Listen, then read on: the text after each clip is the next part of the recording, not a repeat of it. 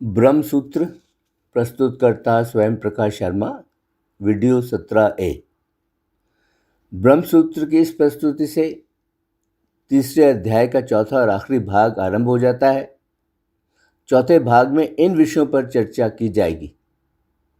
क्या परमात्मा को प्राप्त करने का ब्रह्म ज्ञान ही एकमात्र अकेला साधन है या नहीं? उसके भीतरी और बाहरी साधन कौन से हैं? दो ऋषियों के मत पर चर्चा की जाएगी। एक तो है सूत्रकार बादरायण यानी वेद व्यास, उनके मत पर, जो निश्चित तौर से कहते हैं कि परमात्मा को प्राप्त करने का एकमात्र और अकेला साधन तो ब्रह्म ज्ञान ही है।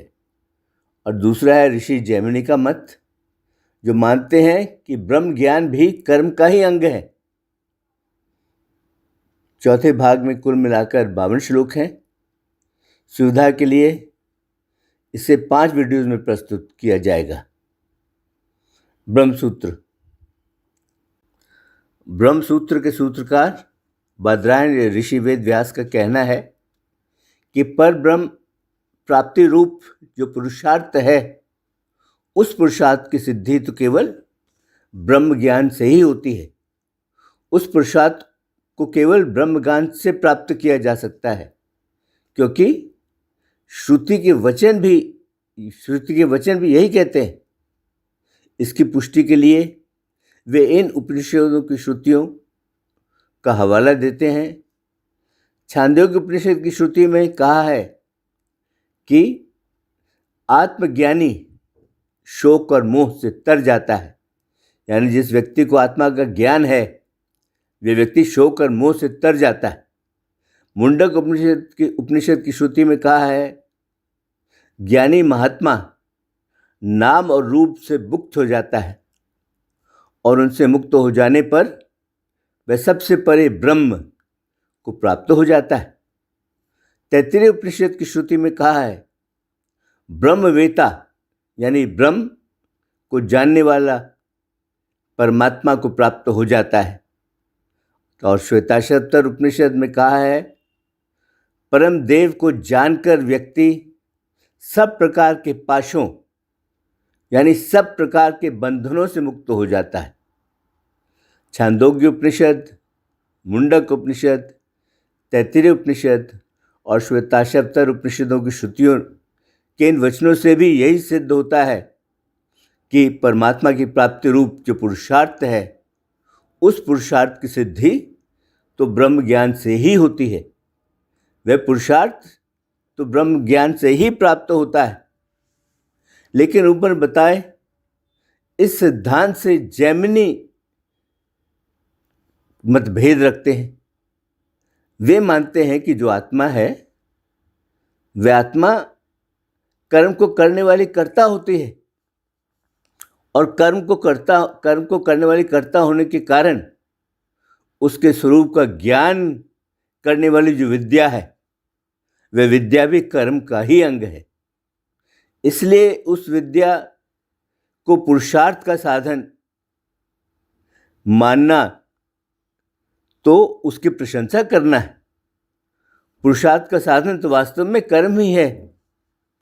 जिस प्रकार कर्म के दूसरे अंग की फलश्रुति उनकी केवल प्रशंसा समझी जाती है, वैसे ही यह भी समझना चाहिए, ऐसा वे कहते हैं। विद्या कर्म का अंग है, इस बात को सिद्ध करने के लिए ऋषि जैमिनी कारण बताते हैं।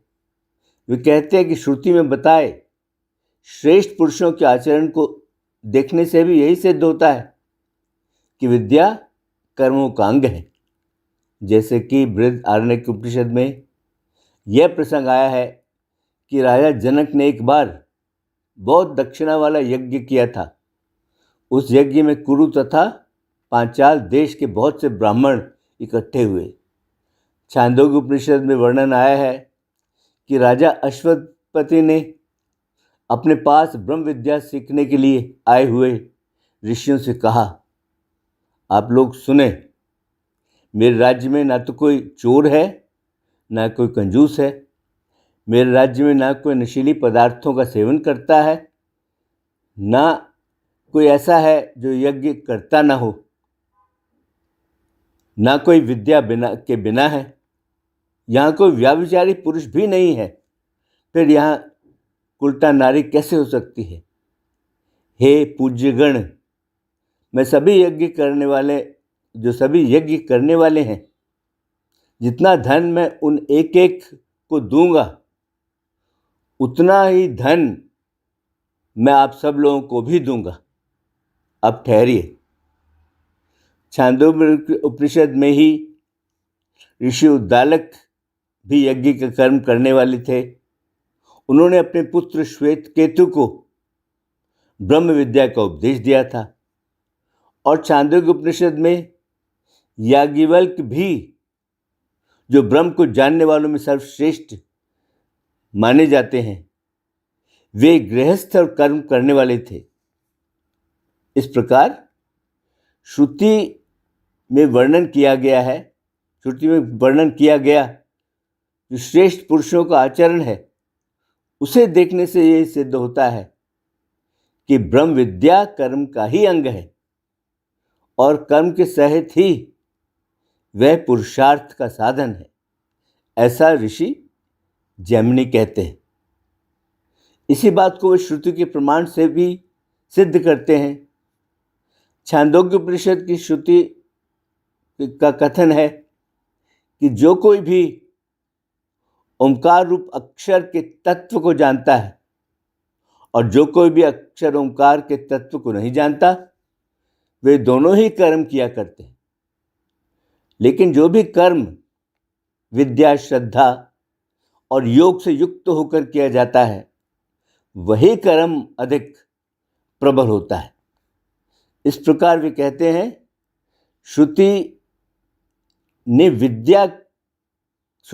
विद्या को कर्म का अंग बताया है।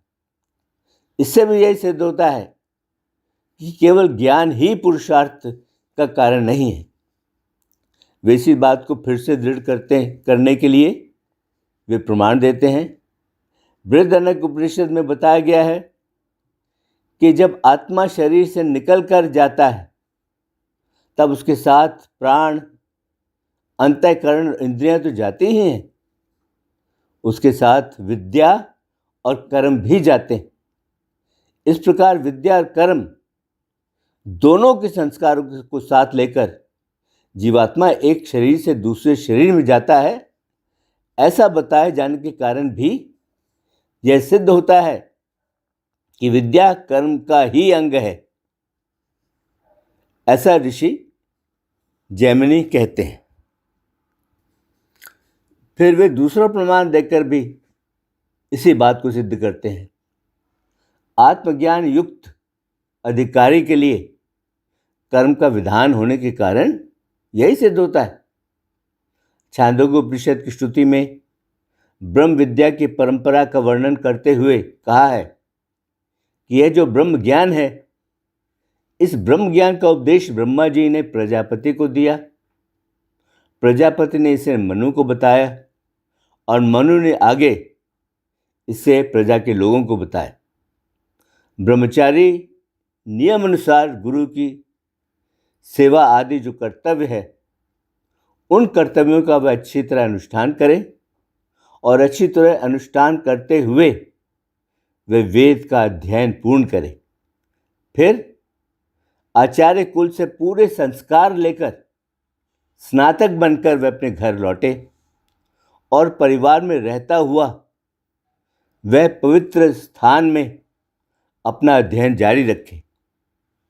अपनी संतान और अपने शिष्यों को वह धार्मिक बनाए। फिर अपनी समस्त इंद्रियों को वह अपने अंतःकरण में स्थापित करे। इस प्रकार नियमों को बताकर उनके फल का इस तरह छांदोग्य उपनिषद की श्रुति में वर्णन किया गया है। इस प्रकार आचरण करने वाला मनुष्य अंत में ब्रह्मलोक को प्राप्त हो जाता है। इस तरह विद्यापूर्वक कर्म करने के विधान से यह बात सिद्ध होती है कि विद्या कर्म का ही अंग है। इतना ही नहीं, बल्कि वे कहते हैं कि श्रुति में नियमित किए जाने के कारण भी कर्म एक आवश्यक कर्तव्य है, इसलिए विद्या कर्म का अंग है, यह सिद्ध होता है। ईश उपनिषद की श्रुति का आदेश है कि मनुष्य शास्त्र में बताए कर्मों का अनुष्ठान करते हुए ही इस जग में 100 वर्षों तक जीवित रहने की इच्छा करे। इस प्रकार अपनी जीवन यात्रा का निर्वाह करते हुए तुझ मनुष्य में कर्म लिप्त नहीं होगे। इसके अलावा दूसरा और कोई उपाय नहीं है जिससे कर्म मनुष्य में लिप्त न हो। इस प्रकार पूरे जीवन के लिए कर्म अनुष्ठान का नियम होने से भी यही सिद्ध होता है कि केवल ज्ञान पुरुषार्थ का साधन नहीं है। इस प्रकार जैमिनी ऋषि के मत का वर्णन करने के बाद सूत्रकार वेद व्यास अपने सिद्धांत को सिद्ध करने के लिए उत्तर देते हैं। उनका कहना है कि श्रुति में कर्मों की तुलना में ब्रह्म विद्या का अधिक महत्व बताया गया है। इसलिए वे अपने मत कि परमात्मा को प्राप्त करने का साधन ब्रह्म विद्या है, उसे ही सही मानते हैं। उनका कहना है कि जैमिनी ऋषि ने जो विद्या को कर्म का अंग बताया है वह ठीक नहीं है। उन्होंने अपनी बात को सिद्ध करने के लिए जो तर्क दिए हैं वे तर्क भी महज दिखावा है, उनमें कोई दम नहीं है। इसलिए बादरायण ने पूर्व सूत्र में जो अपना मत प्रकट किया है वह मत अब भी ज्यों का त्यों है, वह मत अब भी वैसा ही है। जैमिनी ने जो तर्क दिए हैं उन तर्कों से उस मत में कोई परिवर्तन नहीं हुआ है। इसलिए ब्रह्म ज्ञान के साथ साथ लोक संग्रह या जग कल्याण के लिए या प्रारब्ध के अनुसार शरीर की स्थिति के कारण जो करने वाले निमित्त कर्म हैं जो व्यक्ति को करने पड़ते हैं, तो उसमें कोई हानि या नुकसान नहीं है। फिर भी परमात्मा की प्राप्ति रूप जो पुरुषार्थ है, उस पुरुषार्थ का कारण तो एकमात्र परमात्मा के तत्व का ज्ञान ही है। इसके अलावा ना तो कर्म और ज्ञान को जोड़कर पुरुषार्थ का साधन होता है और ना ही कर्म पुरुषार्थ का साधन है, क्योंकि मुंडक उपनिषद की श्रुति में कहा है, इष्ट और पूर्त कर्मों को ही श्रेष्ठ मानने वाले जो मूर्ख लोग हैं वे उससे भिन्न, उससे अलग जो वास्तविक श्रेय है उस श्रेय को वे नहीं मानते।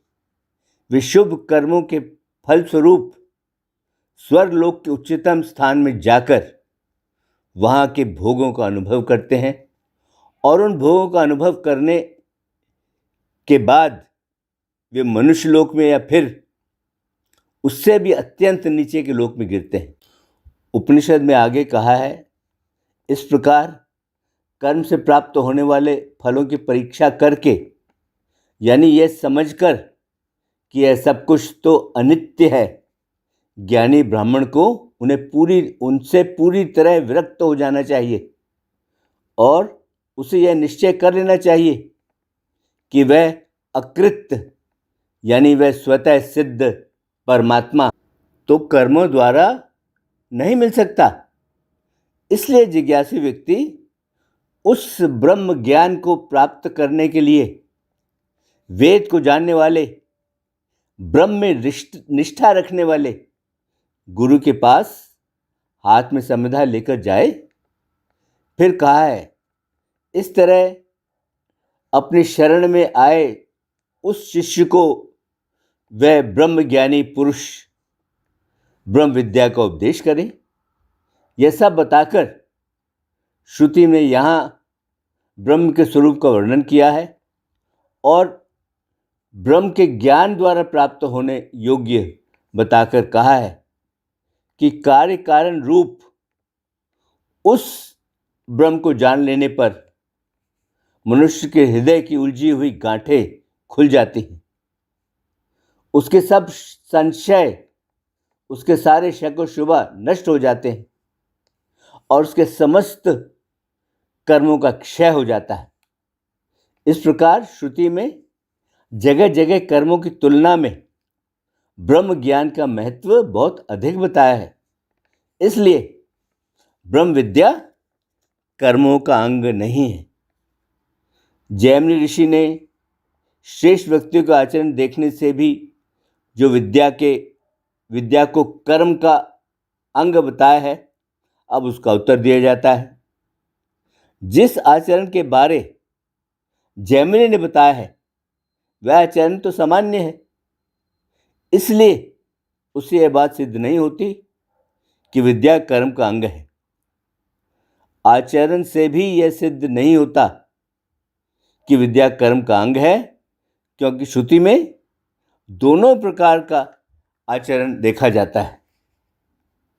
एक ओर से तो जनक आदि गृहस्थ ज्ञाननिष्ठ महापुरुष लोक संग्रह या जग कल्याण के लिए यज्ञ आदि कर्म करते हुए देखे जाते हैं, तो दूसरी ओर केवल भिक्षा से निर्वाह करने वाले विरक्त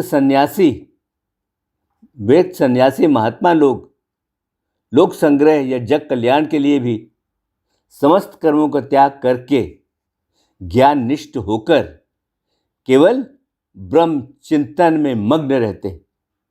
इस प्रकार आचरण तो दोनों तरह का उपलब्ध होता है। इससे कर्म की प्रधानता सिद्ध नहीं होती।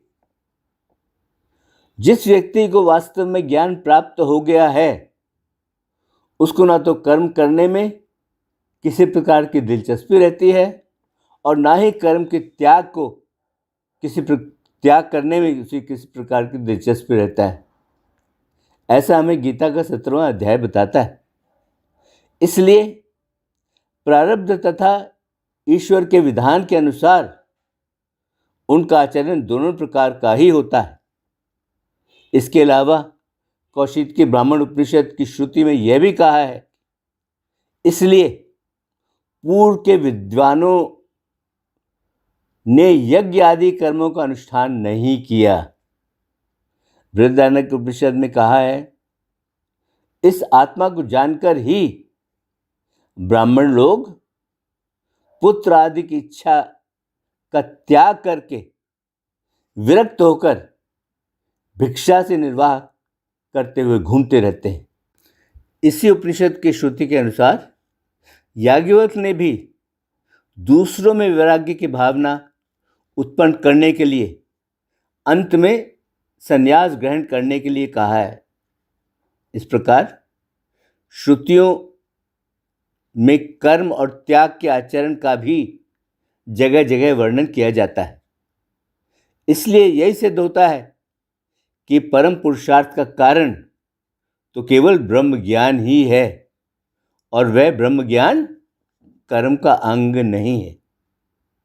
अब जैमिनी ऋषि ने जो श्रुति प्रमाण दिया है उसका उत्तर दिया जाता है। जैमिनी ऋषि ने छांदोग्य उपनिषद के हवाले से जो यह प्रमाण दिया है कि जो ओंकार रूप अक्षर के तत्व को जानता है और जो नहीं भी जानता वे दोनों ही कर्म करते हैं इत्यादि, उनका यह प्रमाण, उनका यह कहना सब विद्याओं से संबंध नहीं रखता है। उनका प्रमाण का संबंध तो केवल उद्गीत विद्या से है जिसे श्रुति कर्म का अंग मानती है। अन्य सभी प्रमाणों में वर्णन की गई समस्त विद्याओं से उसका कोई संबंध नहीं है। इसलिए इस एक विद्या से संबंध रखने वाली श्रुति का जो प्रमाण है वह यह सिद्ध नहीं करता कि विद्या कर्म का अंग है। हाँ, इस एक विद्या से संबंध रखने वाली जो श्रुति प्रमाण है वह यह सिद्ध नहीं करता कि विद्या कर्म का अंग है। इसके साथ ही यह प्रस्तुति संपन्न हुई, जिसमें तीसरे अध्याय के चौथे भाग के श्लोक नंबर 1 से श्लोक नंबर 10 तक हैं। ओम शांति शांति शांति।